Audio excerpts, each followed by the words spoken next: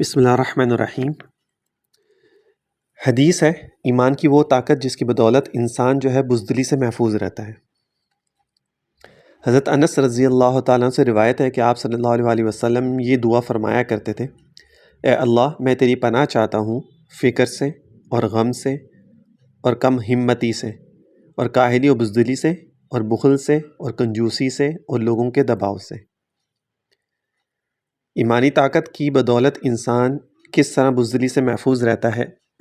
تاریخ بتاتی ہے کہ غزوہ احد میں مسلمانوں کی بعض کوتاہیوں کی وجہ سے ابتدائی فتح کے بعد پھر مسلمانوں کو شکست ہوئی، 70 صحابہ شہید ہوئے، حضور کو زخم آئے، مگر ان سب باتوں کے بعد پھر اللہ تعالیٰ نے جنگ کا پاسا پلٹا اور دشمن پسپا ہو گئے۔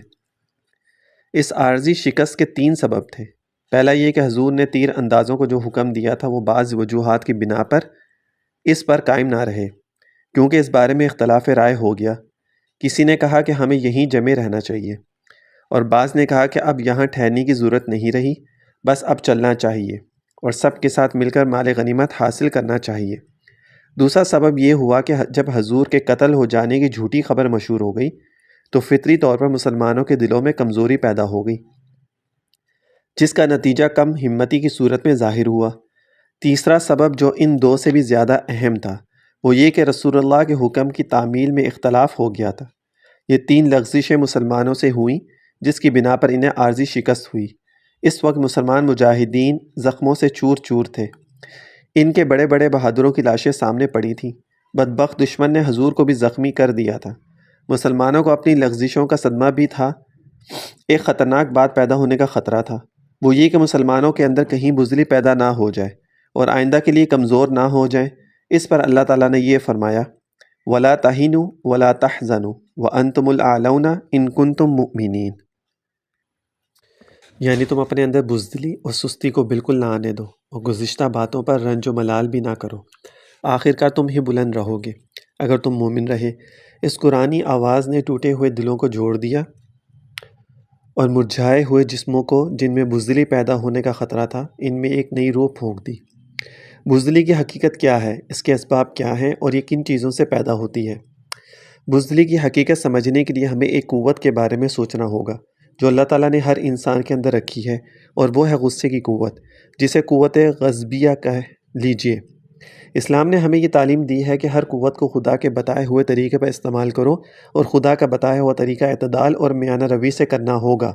اگر غصے کی قوت کا استعمال ہر جگہ انسان اپنی مرضی سے کرے تو پھر ایک انسان اچھے بھلے معاشرے میں بے چینی پیدا کر دیتا ہے، اہل معاشرہ کی زندگیوں سے سکون رخصت ہو جاتا ہے۔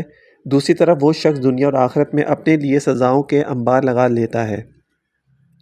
چنانچہ قرآن حکیم میں سورہ آل عمران میں فرمایا: وَالْقَاظِمِينَ الْغَيْظَ وَالْعَافِينَ عَنِ النَّاسِ وَاللَّهُ يُحِبُّ الْمُحْسِنِينَ۔ جو لوگ اللہ کے محبوب ہیں ان کے بارے میں فرمایا کہ وہ غصے پر قابو رکھنے والے اور غصے کی آگ کو بجھانے والے اور لوگوں سے درگزر کرنے والے ہیں، اور یہی لوگ اللہ کو پسند ہیں۔ واقعی یہ مومن کی شان ہے، لیکن اگر غصے کی قوت کو بالکل ختم کر دیا جائے تو پھر انسان مایوس، کم ہمت اور بزدل ہو جاتا ہے۔ اس سے بزدلی کی حقیقت سمجھ میں آتی ہے۔ بزدلی انسان کے اندر کیوں پیدا ہوتی ہے؟ جب ہم اس کے اسباب پر غور کرتے ہیں تو ہمارے سامنے مختلف اسباب آتے ہیں، جن میں سے احساس کمتری، معاشرتی کمزوری، جہالت، خوف اور حرص و لالچ وغیرہ شامل ہیں۔ ان میں سے ایک اہم چیز اور نظر آتی ہے جو انسان کو بزدل بناتی ہے، وہ ہے فرسٹریشن یا ناکامی ہے۔ دیکھیے، زندگی کے ہر قدم پر رکاوٹیں ہیں۔ کوئی بھی پلان بنائے، اسے عملی جامہ پہنانے پر ہزاروں دقتیں پیش آتی ہیں، لیکن ان مشکلات سے گھبرا کر بزدل نہیں بننا چاہیے، بلکہ ہمت اور کوشش سے کام لینا چاہیے۔ پلان کو زیادہ سے زیادہ خلوص کے ساتھ قابل عمل بنائیں، رکاوٹیں خود بخود ختم ہو جائیں گی۔ پھر نیا راستہ تجویز کریں، پھر بھی ناکامی سامنے آئے تو بزدل نہ بنیں، اس لیے کہ ہمارے خالق یہ فرماتا ہے: لا تقنطوا من رحمت اللہ، تم اللہ کی رحمت سے نا امید نہ ہو۔ جب انسان اپنی خواہشات اور اپنی مرضی پوری نہ ہوتے ہوئے دیکھے تو اس وقت یہ بات پیش نظر رہے کہ جب بھی آپ کو ناکامی کی ایسی صورت پیش آئے تو آپ فوراً اپنے بیہیویئر ان فرسٹریشن یعنی ناکامی کے جذباتی کردار کو چیک کریں۔ اگر وہاں اینگری یا ایگریشن یعنی غصہ یا درست درازی کی کوئی بھی صورت ہے تو اس پر قابو رکھا جائے۔ دیکھیے حضرت علی رضی اللہ تعالیٰ عنہ جنگ کے میدان میں مسلح اور دشمن کے سینے پر سوار ہیں۔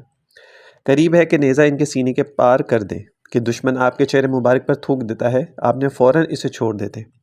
دشمن حیران ہو کر سوال کرتا ہے کہ اے علی، تو نے مجھے کیوں چھوڑ دیا؟ اب تو مجھے ضرور مار دینا چاہیے تھا۔ حضرت علی کے جواب پر غور فرمائیے۔ فرماتے ہیں کہ پہلے میں نے تجھے اللہ کے حکم پر عمل کرتے ہوئے قتل کرنا تھا، لیکن اب اگر میں تجھے قتل کرنا تو شاہد اپنے نفس کے غصے کی وجہ سے قتل کرتا۔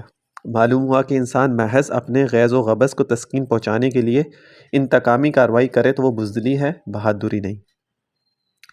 لیکن اگر بندوں کے حقوق کا مسئلہ ہو، حقوق اللہ کا مسئلہ پیش آ جائے، وہاں انسان رشوت کی وجہ سے بھی اعلیٰ افسر کی خوشی کی خاطر یا کسی کے خوف کی وجہ سے دب جائے تو اب یہ بھی بزدلی ہوگی۔ ایسی بزدلی کے پیدا ہونے کی وجہ سے انسان میں سب سے بڑی جو خرابی پیدا ہوتی ہے وہ یہ کہ اس میں قوت فیصلہ ختم ہو جاتی ہے۔ ایسا انسان زندگی بھر امیجینیشن جیسی بیماریوں میں مبتلا ہو جاتا ہے، جنہیں خالص نفسیاتی بیماریاں کہنا چاہیے، اور یہ اس انسان نے خود اپنے اندر پیدا کی ہوتی ہیں۔ اس کا علاج اللہ تعالیٰ نے واضح الفاظ میں فرمایا، وَأَنْتُمُ الْأَعْلَوْنَ إِن كُنتُم مُؤْمِنِينَ، اور تم ہی بلند رہو گے اگر ایماندار ہو گئے۔ جہاں ایمان کی طاقت ختم ہو گئی وہاں بزدلی جنم لے گی، اور جب انسان ایمان اپنے اندر پختہ کر لیتا ہے اور اس کے تمام لوازمات کو پورا کرتا ہے، ان پر ثابت قدم رہتا ہے، تو پھر خدا یوں فرماتا ہے، ان الذین قالوا ربنا اللہ ثم استقاموا تتنزل علیہم الملائکۃ الا تخافوا ولا تحزنوا، یعنی جو لوگ یہ کہہ دیں کہ ہمارا رب پالنے والا اللہ ہے، پھر اس پر ثابت قدم رہیں تو فرشتے اس پر نازل ہوتے ہیں تاکہ وہ نہ ڈرے نہ غمگین ہو۔